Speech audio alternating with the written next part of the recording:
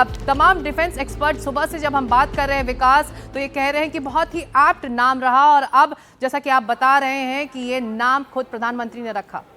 जी हाँ, बिल्कुल। जब तीनों सेनाओं के चीफ के साथ प्रधानमंत्री नरेंद्र मोदी की बैठक हुई थी, जिसमें प्रधानमंत्री नरेंद्र मोदी ने तीनों सेनाओं के चीफ को खुली छूट दे दी थी कि वो किसी भी तरह का एक्ट करने के लिए स्वतंत्र हैं, वो समय, स्थान और ऑपरेशन का तरीका चुनने के लिए स्वतंत्र हैं।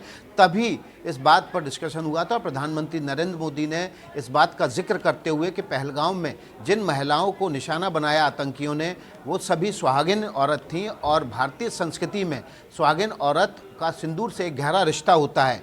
और इसी दौरान जब उन आतंकियों ने धर्म पूछकर इन लोगों को गोली मारी, उनके पतियों को गोली मारी उनकी आंखों के सामने, तब एक आतंकी ने एक महिला से ये भी कहा था कि जाओ जाके बता देना कि हमने तुम्हारा सिंदूर उजाड़ दिया है।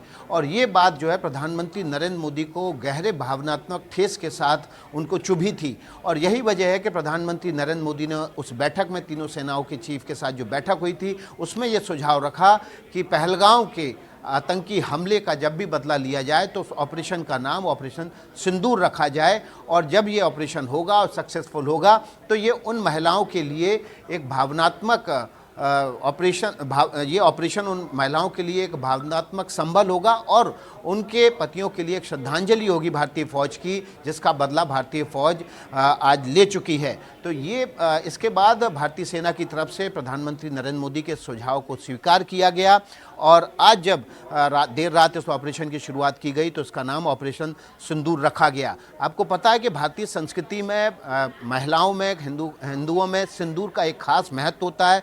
सिंदूर को सुहाग की निशानी माना जाता है और जब इन महिलाओं के सुहाग को उनकी आंखों के सामने उजाड़ा गया था तो पूरा देश इससे आंदोलित हुआ था। और इस बात से केवल देश ही आंदोलित नहीं हुआ, बल्कि प्रधानमंत्री नरेंद्र मोदी भी आंदोलित हुए थे, अंदर तक ठेस पहुंची थी। और इसी भावनात्मक ठेस की जो परिणति हुई, जो सुझाव निकल के आया प्रधानमंत्री नरेंद्र मोदी के मुख से, वो ऑपरेशन सिंदूर था जिसको सेना ने स्वीकार किया था।